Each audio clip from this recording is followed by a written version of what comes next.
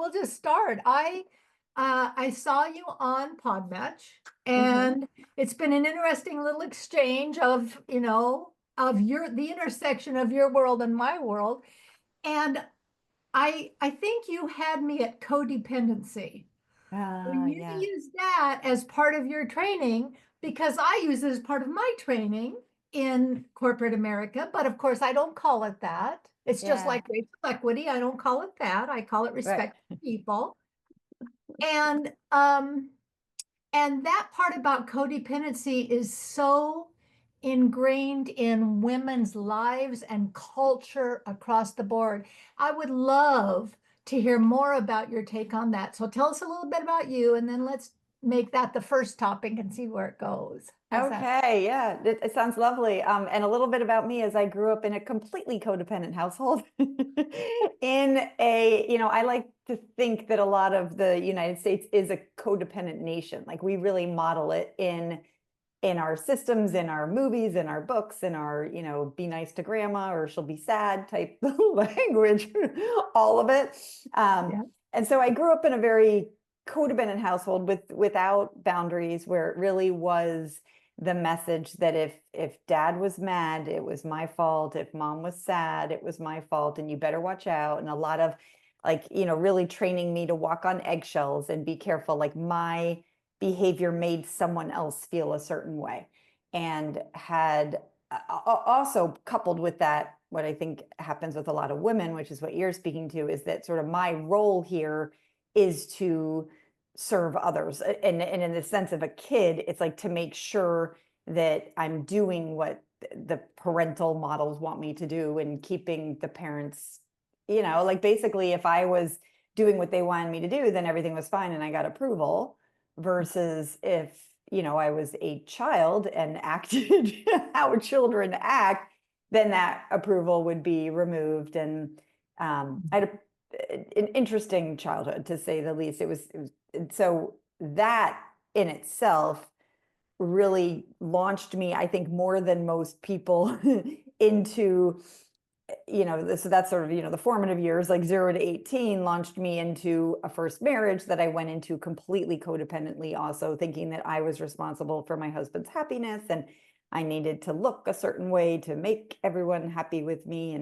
And really, when you couple that belief that it's my job to take care of everyone else's feelings, coupled with a low self-esteem that I got from childhood, that I was never good enough, I never did it right, I never, that it really launched into a wonderful experience of replaying my childhood in my first, big relationship, which I ended up, leaving after it was, I think, 24 years. So that is the codependency part starting there. And I guess maybe I could back up a little of how I define codependency, because a lot of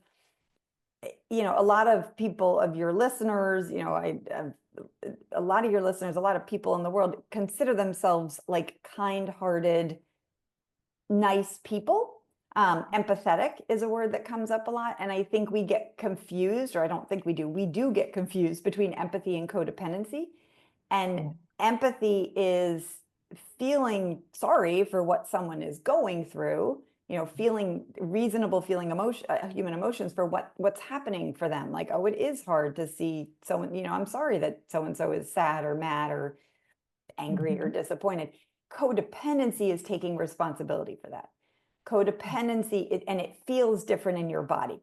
Empathy feels like a warm, loving, even if the person's sad, it's like, oh, it's so hard to see them sad, or so hard to see them grieving. Whereas codependency in your body feels like a heavy responsibility. It breeds resentment, guilt, shame. It's just a completely different human experience, which is how a lot of us are going through our days.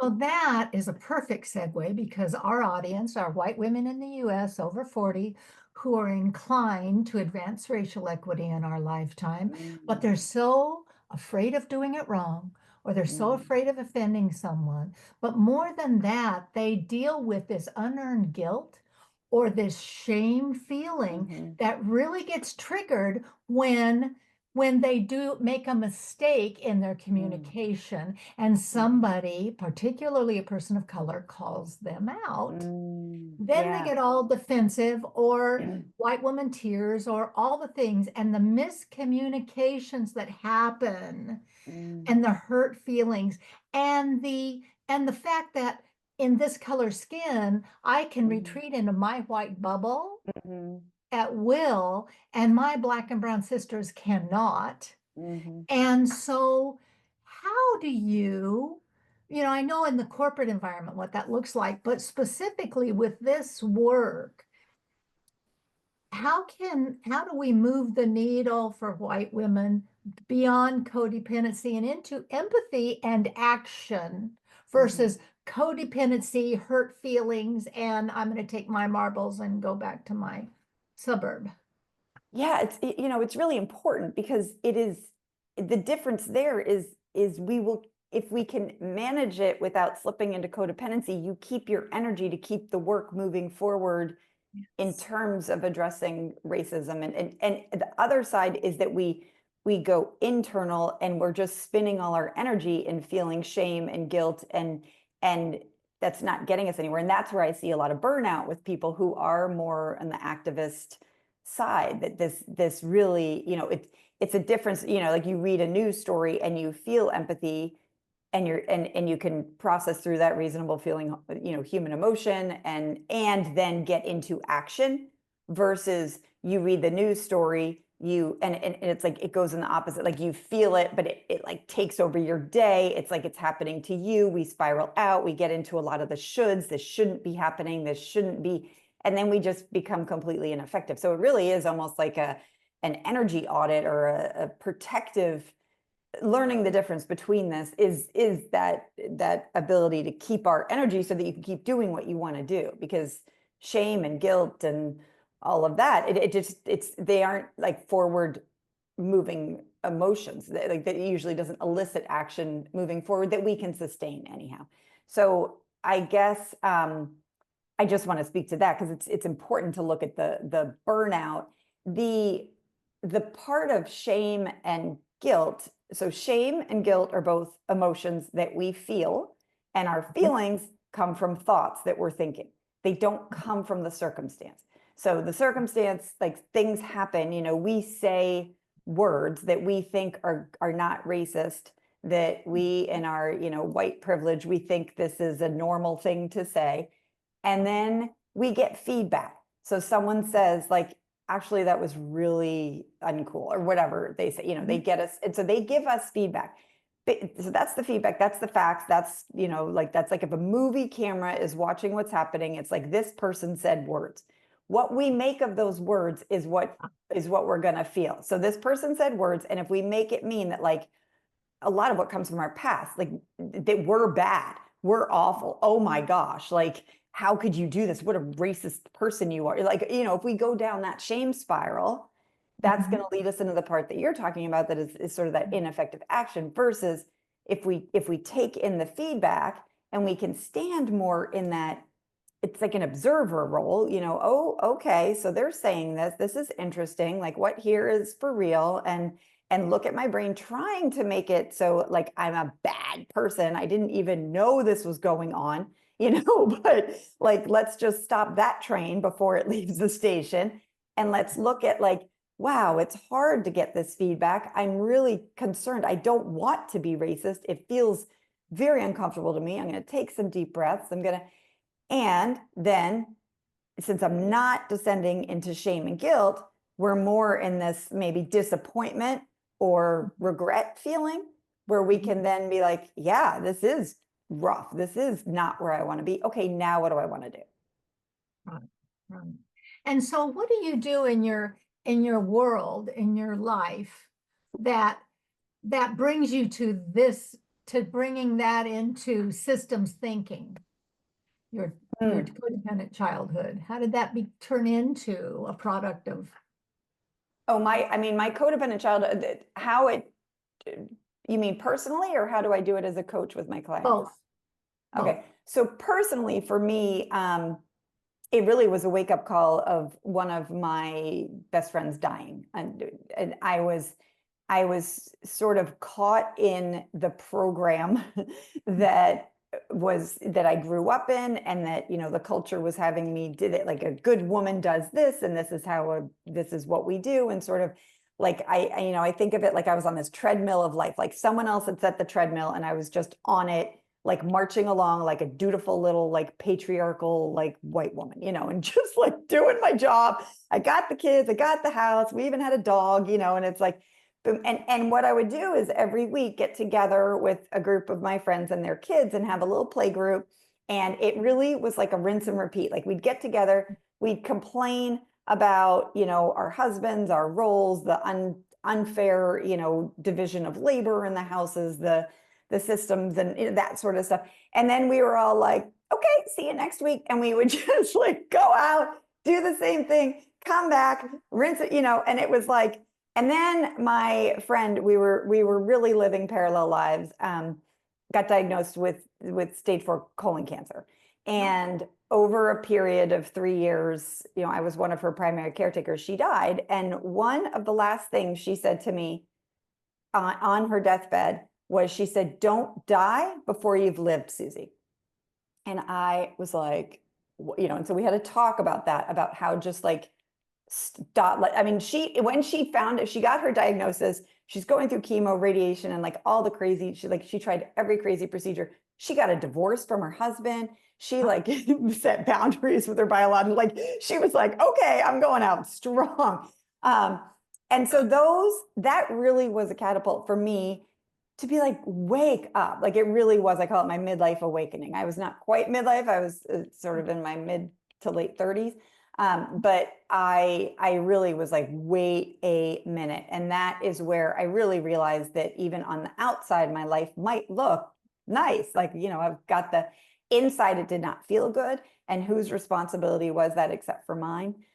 So that is where I had been working with therapists on and off. And then I found out about podcasts and life coaching.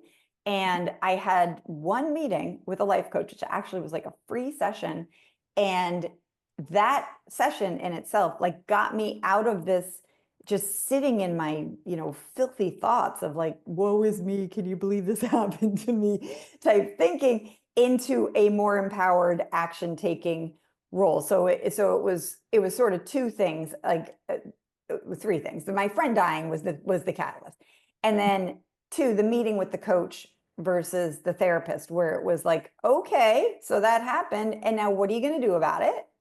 And then the third thing is, I was in a very controlling marriage where like my books were controlled, my like what I was watching on TV was controlled, the people I was talking to was controlled. Like it was a very much like I you know, I wasn't physically restrained, but verbally and emotionally was just in this little box. But what I found out, this was like back in the, you know, 2009 to 2012, I found podcasts, and he didn't know that podcasts were a thing.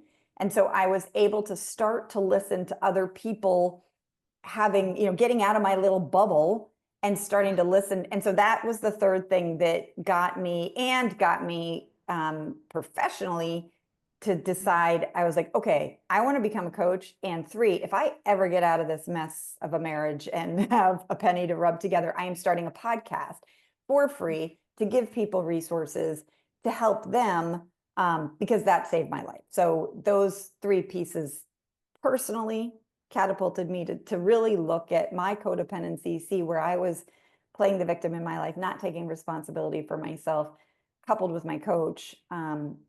And then now professionally helping women, you know, in their lives do the same, sort of that. I think that's the first thing that I make sure that white women I'm working with understand is this is not intuitive work. You have been programmed not to think like this, not to speak like this, and not to stand out in a crowd. And so the first thing is that you have to be able to give yourself permission to break the rules. Which is And so scary to our nervous system, like so scary. oh my, Yeah. because what will people think? But that's not nice. By the time you get out, by the time you're 18 years under the giants, Mm-hmm. you have a master's degree in dysfunction. Mm. And it is hardwired under the age of 6. So there's some of that, Mm, those layers you're not even going to know exist until you get out in the world in a new way and start to like layer over that old mhm, programming, right? And mhm, so how do you in the women that you work with, how do you get them to take that first step of discomfort mm, of even considering, I have a logo that says colorblind is still blind. mhm. But Yes. 30 years ago, that was the unracist thing to be, was Mm, colorblind. It was a mhm. good thing, we thought, Right, to do right, right, right, that. And right. now, and as the culture shifts, the understanding shifts. Mhm, And there's a lot of unlearning and relearning mhm, that occurs, no matter what path a woman takes. The women that I work with are generally already in midlife. They're already mhm, in their 40s or beyond, mhm, and they're empty nesting, or they're mhm. career changing, or they're, just having the veil lifted, Yeah. which is my favorite. That's my sweet spot, right? Yeah. Well, Yeah. I mean, I actually say that I say that I work with women 40 and over and because yeah, we need like a bit of that life experience and that discomfort Yeah. to lift the veil, to wake up. I like your language there because it like we really are and and that's so to answer your question, like what's the first step? The first step is with incredible love and compassion because it has to be done very carefully because we are so programmed as women to go into that shame. And when we do wake up and we do see that, oh my gosh, like, whatever it is, like, look at my white privilege, look at how my thoughts are making me feel. It wasn't that my husband said that, it was that I thought this about what my husband said. That, if we're not done very carefully and with a skilled coach, goes into shame, and then we can lose years or decades. I mean, that's where I see women in the midlife, they sort of get a little glimpse of it, and then it's too hot to handle, and all their friends are not getting a glimpse of it. So then they go back and but once you see it, you can't unsee it. And that's where I see a lot of unhealthy behaviors like over drinking or over shopping or over, like, because then you have to numb yourself out from the reality that you've seen. So the first step really is with, like, I mean, I'm like holding my hands like a little cup. It's like, because I would just like hold their heart so tenderly because it is such it can be such confronting work, and yet it is the most freeing work ever, like Yeah. recognizing where we do have control. Like once we see it, we can do something about it. If we don't see it, we can't do anything about it. If we don't understand that the way that we're feeling and the actions we're taking are based on the thoughts we're thinking, like we can't we feel like we're an emotional roller coaster and other people are in charge of how we're feeling, and other people, and it just feels out of control to me. Yet the feeling of being in control can feel very heavy and shame laden.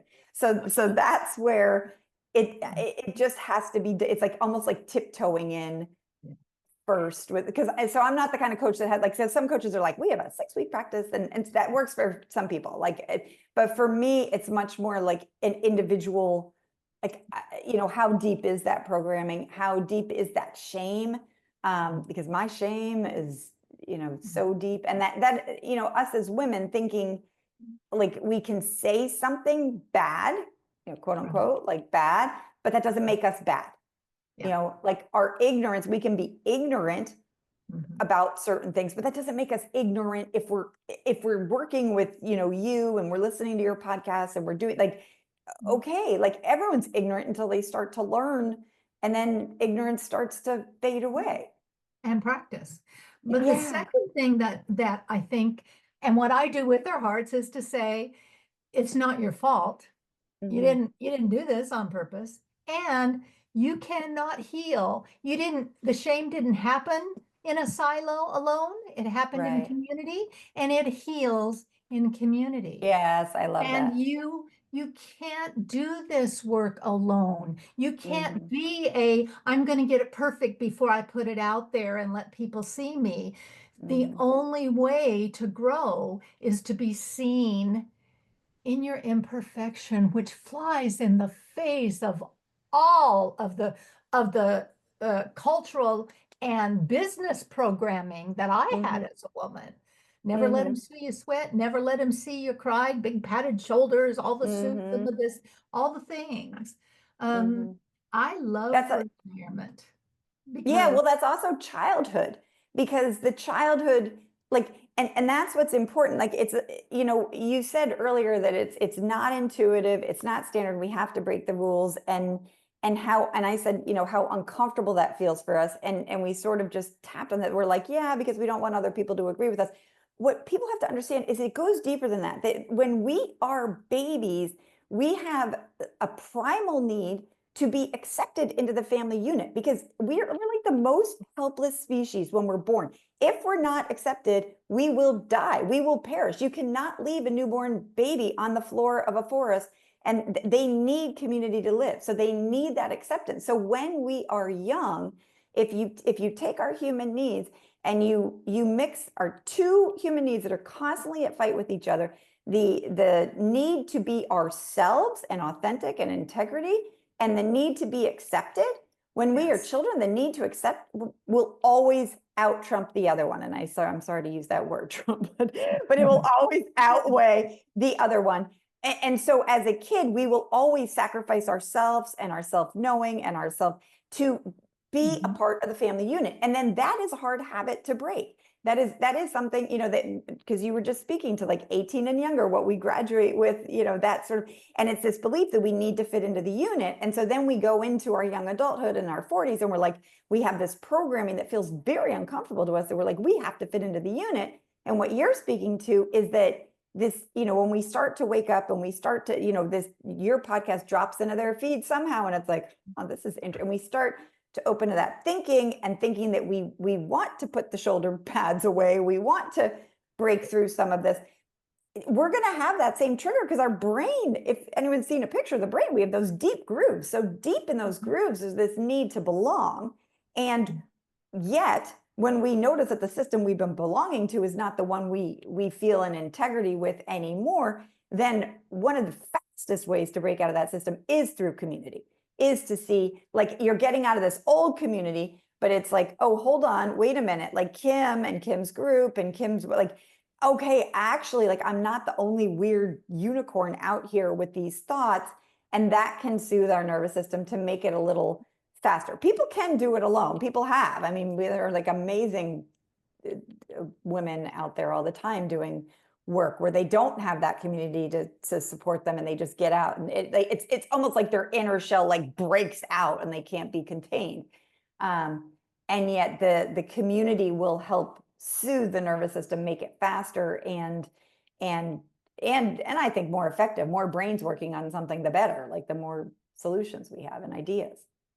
So I've made major geographical moves in my life, and so have you.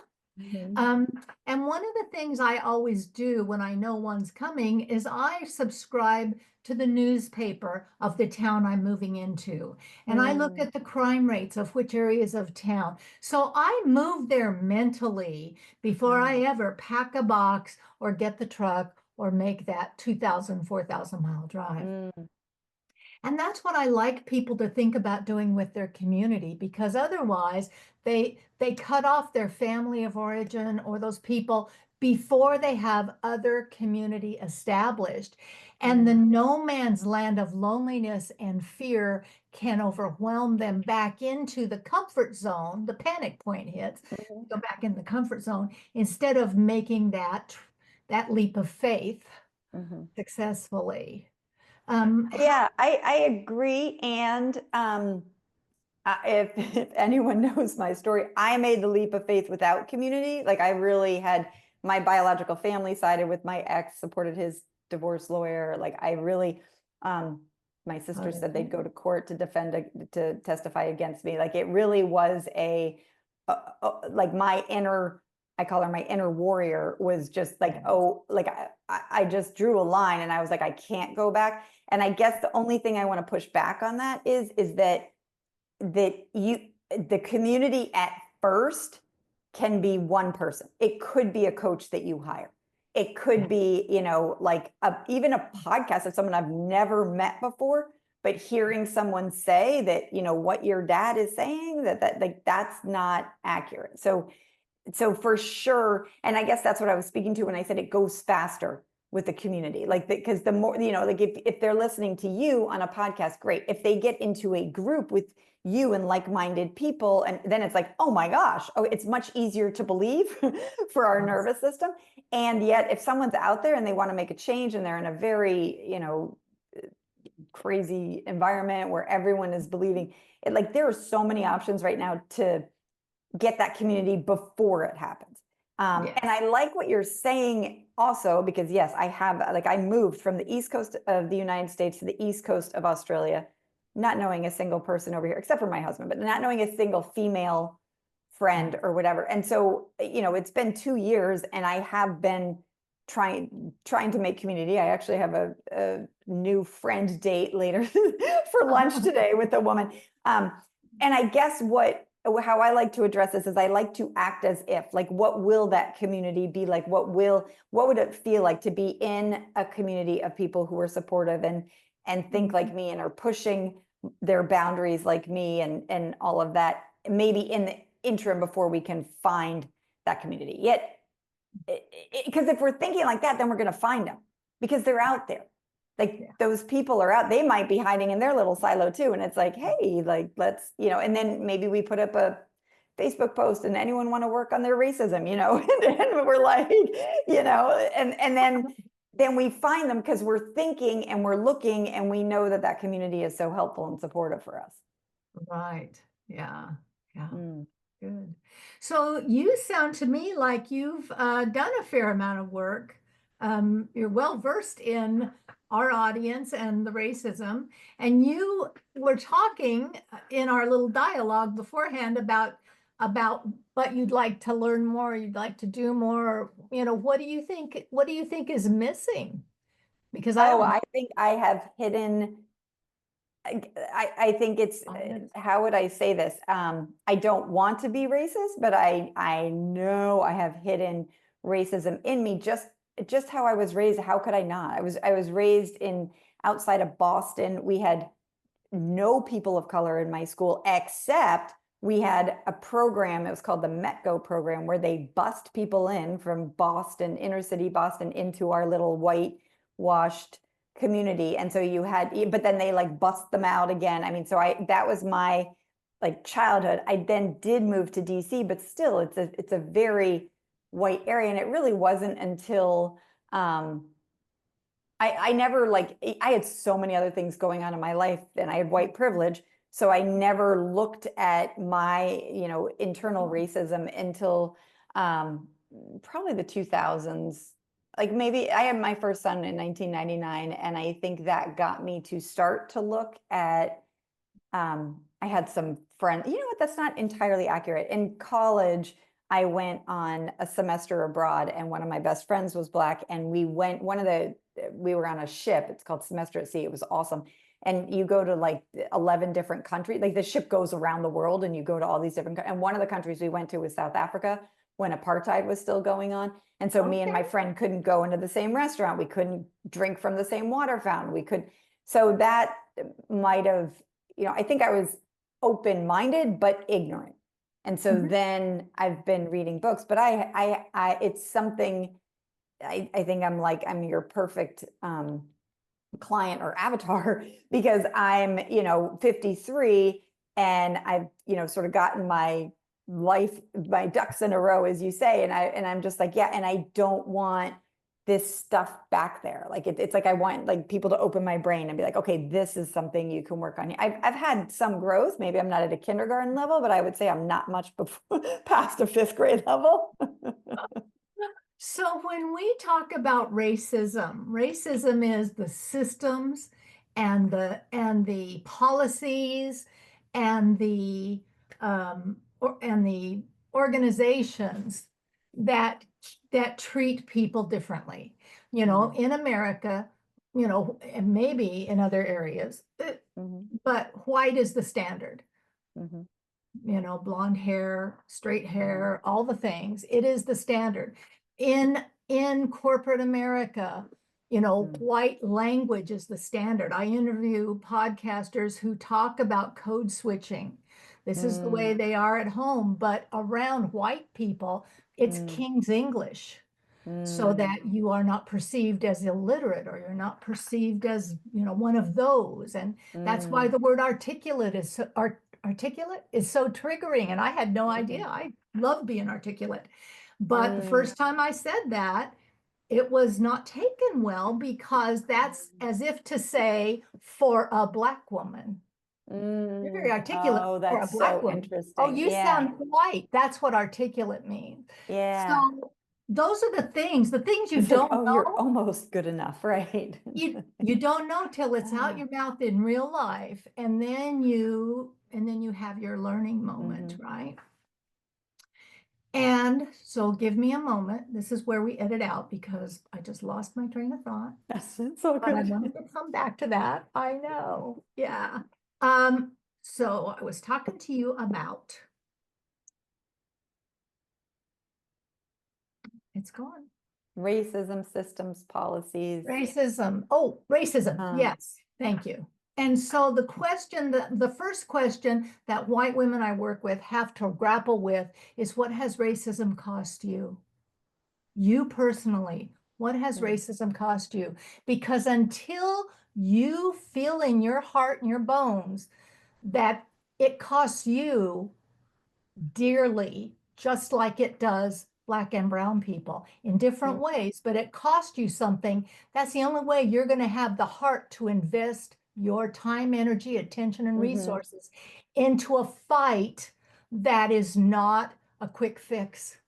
And our country, with the demographic, is headed toward an apartheid state in 20 years or so, if we don't get a grip on it sooner rather than later. And for me, when I did that, I worked with Dr. Nikki Lanier, coach, right? Yeah. And she did a thing in Louisville in November 2023. That's how long I've been actively doing the work. And why I do podcasts is to keep me from retreating to my white bubble when it gets hard, because I know me.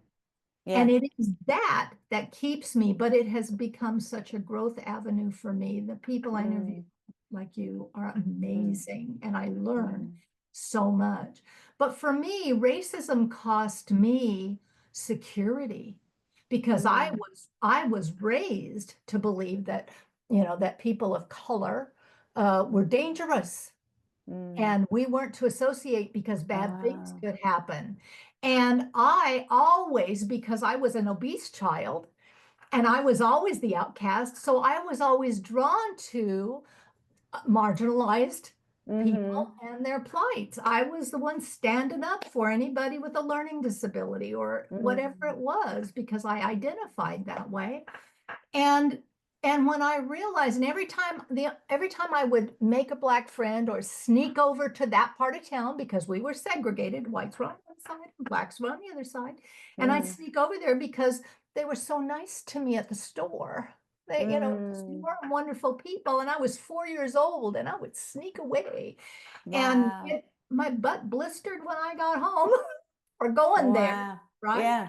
So that was my earliest introduction, to the point where, and then of course I was raised, it started in Las Vegas, but then moved to the Northwest. Now I'm in the Northeast, whiter, whiter, whiter. Yeah. And I was 65 before I spent the night in a Black family's home. And that's because I married a man who had biracial children. And it was perfect. It was perfect. Yeah. And that was when I realized that what racism cost me was this rich, diverse engagement and experience with people and with life. And it's so nice now to be able to breathe into that, but it broke my heart. And it's always broken my heart for what other people experience, but in my privilege, not my problem. Right. Not my Yeah, I problem. think that, like, I mean, I really like what you say and how you lead with that question, because it is like we only make change when things get bad enough for us, it's just the Yeah. human nature, you Yeah. know, to make change. And so for us to see how does it impact us and how does it, and I think that's, I'll need to reflect more on that question, but what's coming to mind right away is, you know, when I was on that semester and seeing, you know, me and my friend not being able to eat at the same, like that was deeply affecting and disturbing. And then I mentioned my son and that starting the sort of some of the trajectory for me. You know, you're saying that as an overweight child, you were drawn to other people who were suffering in different ways. As a mom who didn't have much freedom at home and felt very constricted by the rules that my husband, you know, put on me and I adhered to, but I felt a lot of empathy and compassion for other moms, and I think the stories of, you know, violence on Black children, like that just felt so incredibly big to me. So Mhm. in terms of that, definitely got me to march in DC and motivated me to action and donate money and read books and that sort of stuff. Um, and yeah, what have I lost? What's coming up first to me is maybe depth of relationships and opportunities for other, really sort of to what you're speaking to, this culture and Yeah. yeah, I don't know. I'll have to think more about it, but I love it. I love thinking of That's that.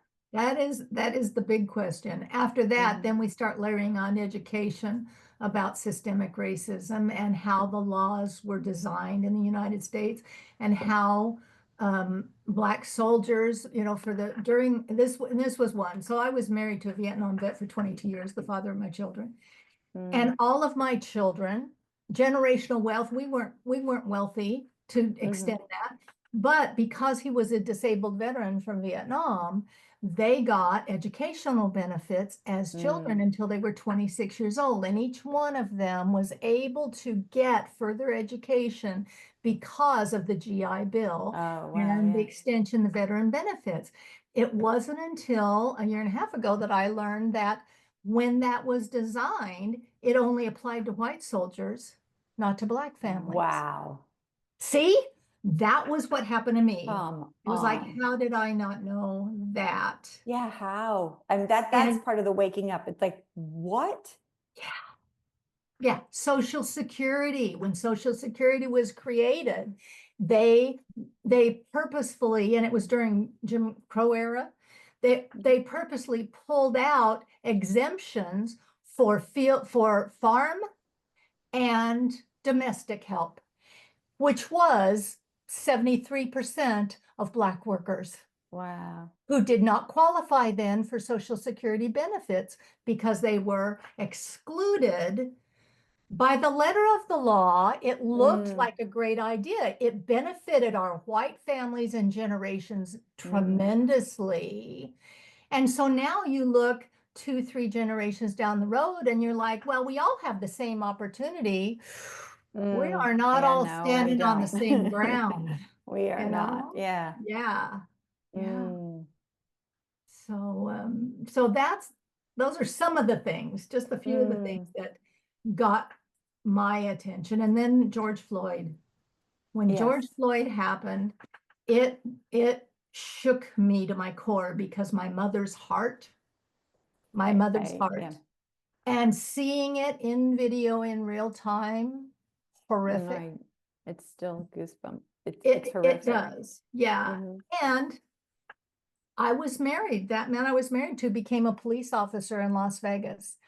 And Mm, whatever we did back then, we were raising kids, we were young marrieds, it was normal.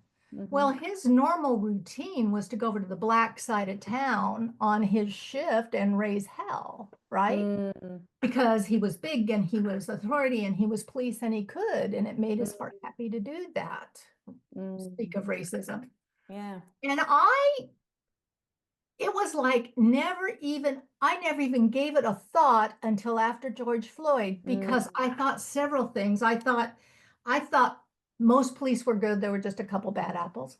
I hmm. thought racism still really only happened in the South. It didn't happen Right. anywhere else. And then it's kind of like when you find out that your husband's unfaithful and you're life flashes before your eyes and Yes. everything is a different lens. It was Mhm. like that. And it was like, how did I not register that when I Mhm. was 22, 24, 26?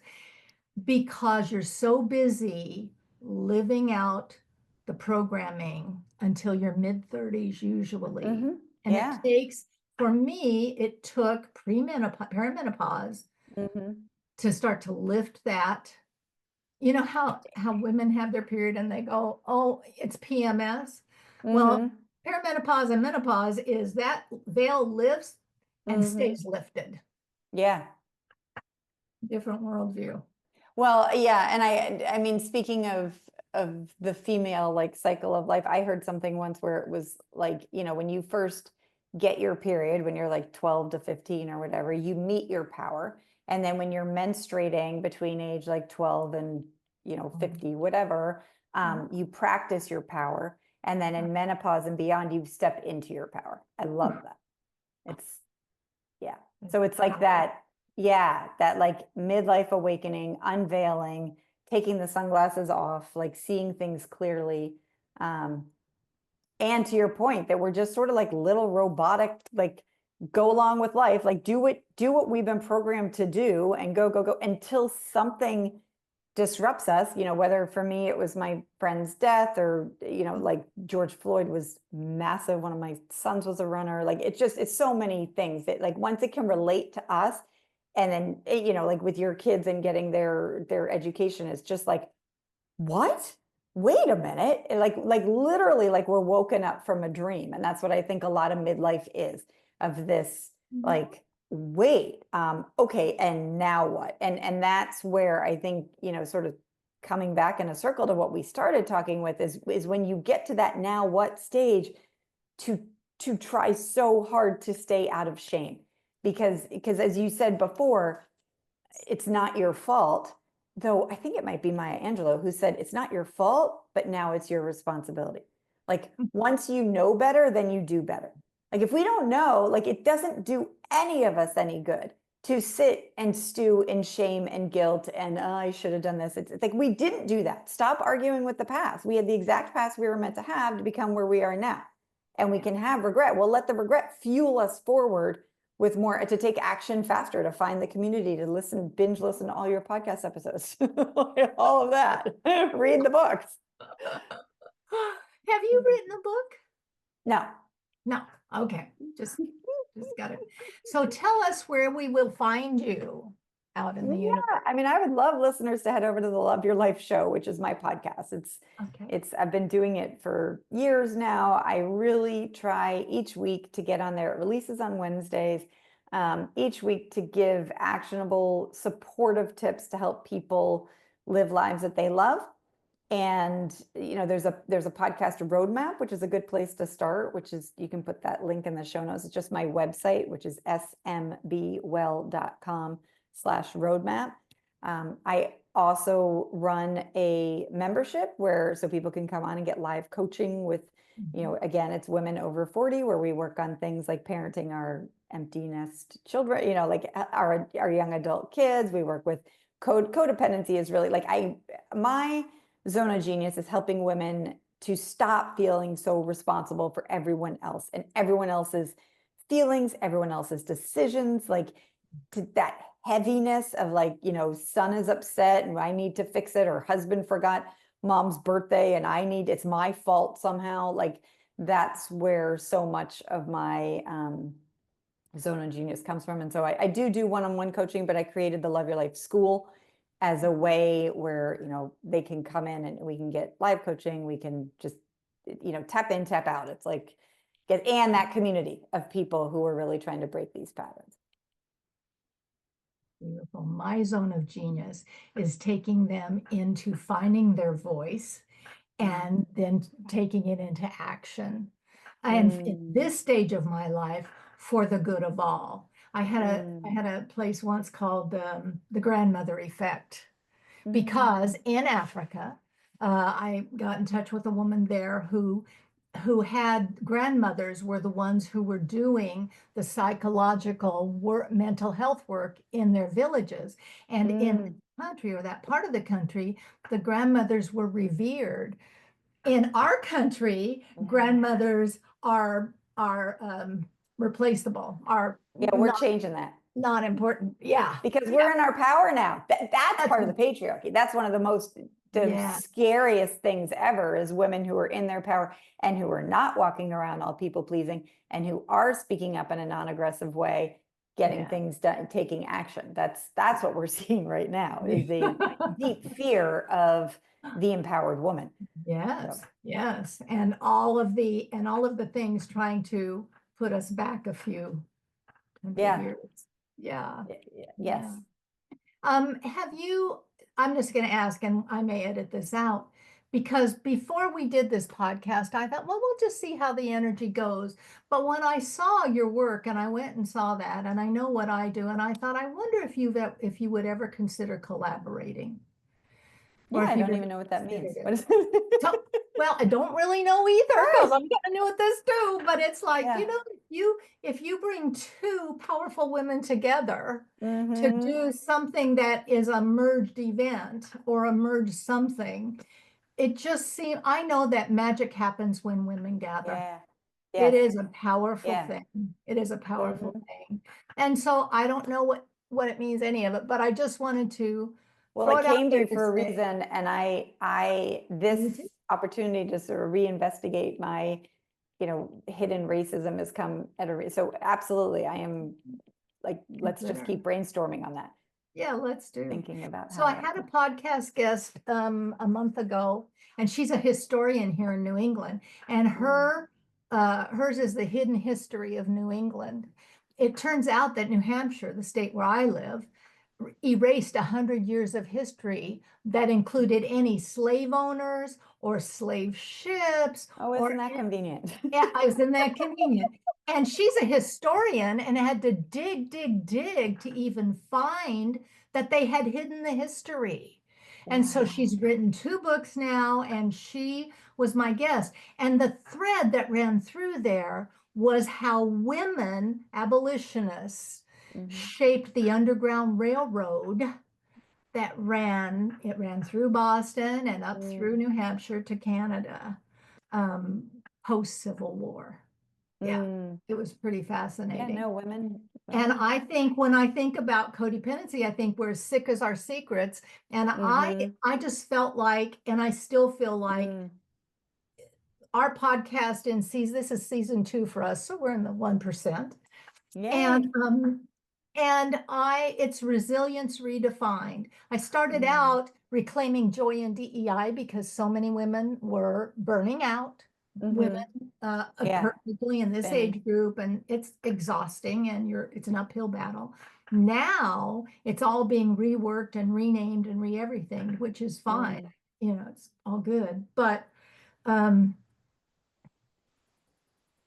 yeah, it's fascinating.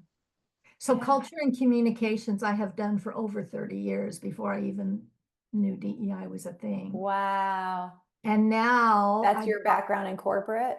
I do. I Like, was an HR business partner for in healthcare and then in manufacturing. mm, And I've been speaking for 30 years.